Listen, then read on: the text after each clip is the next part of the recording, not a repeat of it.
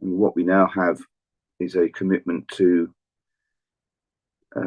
completely decarbonise the power system by 2030. Now, that means an enormous change from what we're experiencing at the moment in the UK. Yes, renewables have really come forward very substantially from a standing start a number of years ago. I was looking at the last quarter's generating statistics, and in the last quarter, over 50%, just over 50% of generation for power was from renewable sources. So there's a very substantial base there, but still a very, very long way to go. And one of the areas that absolutely needs to function fully in terms of getting to that position of completely decarbonising the power sector has to be community and local generation. And although that's expanded very substantially in recent years, frankly, it's not gone as fast as I would have hoped, and nor has it gone that quickly in terms of what is happening in a number of other European countries, Germany, for example, in terms of what community and low carbon energy represents in their sectors.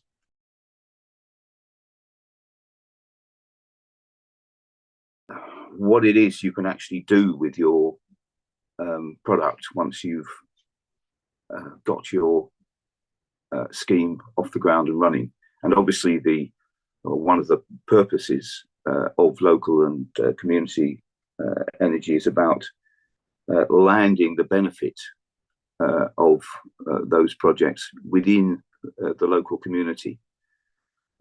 And the way the rules are set up at the moment, by and large, you just can't do that. And that also means, in terms of how the scheme can be supported and developed, there's a real barrier quite often to being able to crowdsource and invest, because of the perception that that benefit is not going to be there at the end. And what I mean by that, among other things, is that you should be able to develop your local community energy projects in such a way that they are trading locally, that they are bringing the benefit of what they're doing back into the local community as a result of that trading activity.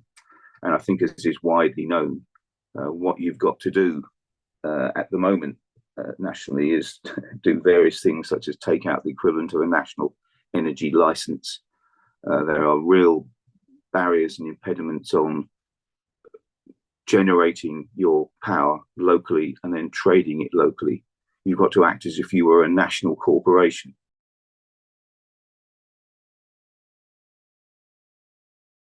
Something like £8 billion,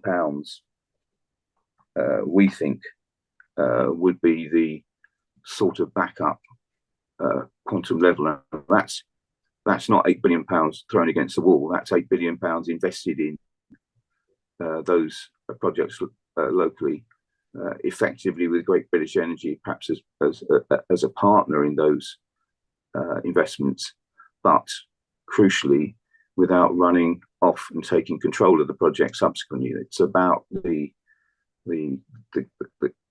support and catalyzation of projects, and not the taking over of control. Because what we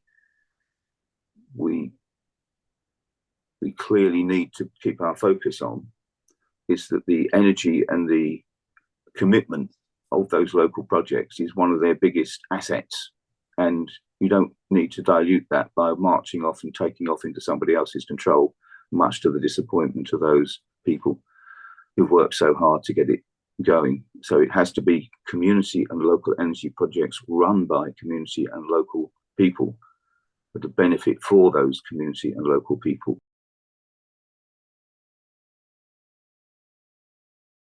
We see it as the delivery of community-led renewable energy, energy demand reduction, and energy supply projects, whether wholly owned and or controlled by communities, or through a partnership with a commercial or public sector partner. The key there, as Alan picked up, is the local origin of the project, the local governance and ownership of the project, and the kind of the flow back to a community, so that the place aspect is central to the whole concept. The three main pillars of the sector are the generation of renewable electricity, energy. That's solar is the key backbone, but there's also wind, hydro, a bit of biomass in the sector, and heating is something the sector is working on, although that is more challenging due to the complexity of heating networks in particular. Energy advice, which is working with those in fuel poverty and other vulnerable or marginalized people to help them reduce their energy use and navigate the very complex energy system that we all have in this country.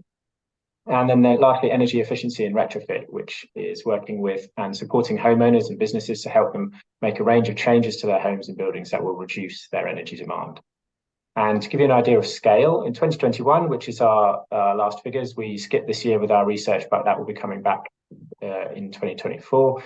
So back in 2021, the community energy sector powered 174,000 households in the UK. It reached out, connected to, talked to, engaged 217,000 people across the country. It raised £21 million of investment for new projects, and it returned £15 million back into local areas where those community energy organisations are located. Helped people save £3.3 million on their energy bills, and saved 143,000 tonnes of carbon dioxide equivalent. So that's the community energy sector in a nutshell and some statistics.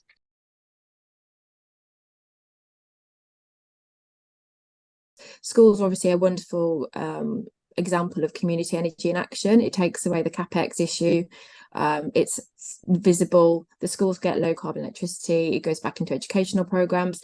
But those sorts of small community energy projects, they tend to be the first kind of step for a community energy group. If you're newly established and want to start, doing a rooftop solar on a school is a nice first step.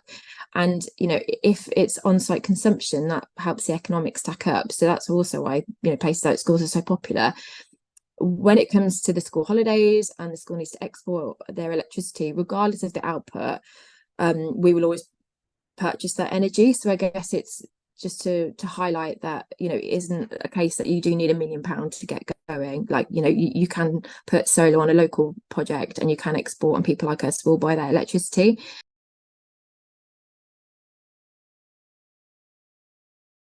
We see some wonderful examples. I mean, we see, you know, groups like Westmill, the established ones, they've distributed £500,000 to their local community in grant funding. Because the energy is, you know, it's not offshore, it's local, it gives that sense of empowerment. You know, people like Westmill, they've taken 12,000 visitors around their site. So you can really kind of see it in action. It isn't an abstract concept. And for me, that's a huge benefit of community energy. I think, you know, eco-anxiety is on the rise. People can feel helpless. Community energy, you know, is a way of taking action and feeling empowered.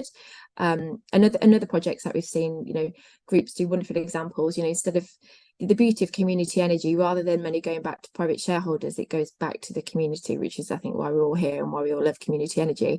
But examples of that have been, you know, we've seen groups do youth summits like Burnham and Westham. We've seen Repowering London do videos to going to year 5 school children to help with climate education. That's age appropriate.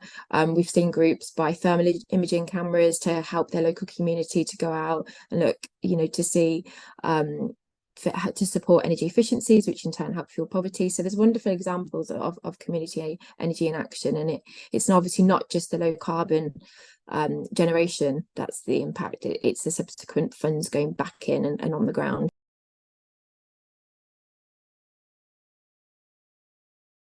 It's not just about generation. It's not just about the megawatts here. This is about powering down community energy and community business, powering down, looking at energy efficiency and fuel poverty, as well as powering up the country. And I think that's really important.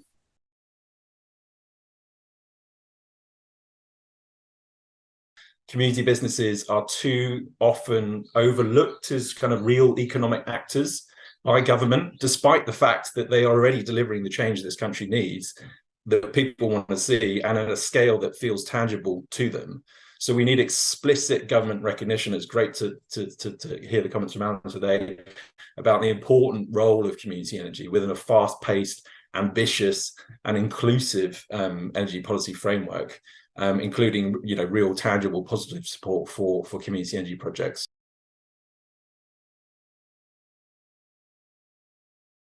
So if we're going to scale community energy, which is essentially, you know, what we're talking about here, or a big part of what we're talking about here, the sector definitely needs support for ongoing innovations, and that's across new technologies, different ways of doing finance and scaling up finance, and those new social approaches, reaching the parts of communities that frankly are not of interest to commercial interests or traditional kind of business models.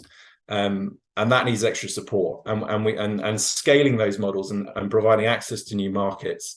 We can build viable businesses and deliver these outcomes and impact at a much bigger scale, whilst crucially kind of remaining embedded in local economies.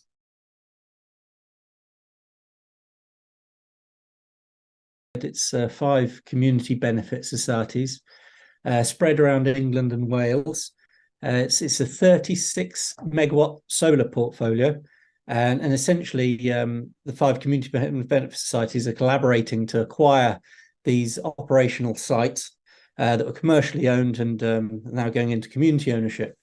That's looking to spill out about £20 million worth of community benefit funds, which you know, going to regenerate those local areas. So it's very much about collaborating, accessing this cheap finance, optimizing the solar assets so that those communities have got a foundation and a stepping stone to go and do some really good stuff. And at the end of the day, these community benefit societies, they work like sort of like regeneration powerhouses, because they're really close to the ground. They involve people in all sorts of different activities. You know, across our groups, which we've been managing funds, community growth funds already. Across our groups, we've been supporting community growing schemes, solar install, education initiatives, biodiversity initiatives. Down in Yelm, they've set up an electric ferry. There's a ton of different stuff going on the ground. And what essentially for me really sells community energy is it makes people feel empowered. So there's so much going on about climate change that literally people just feel powerless. You know, they can obviously vote, but then they can change their behavior to a certain extent, but they feel powerless. And so community energy to me is just this amazing opportunity for people to get empowered and actually do something and see changes in their local area.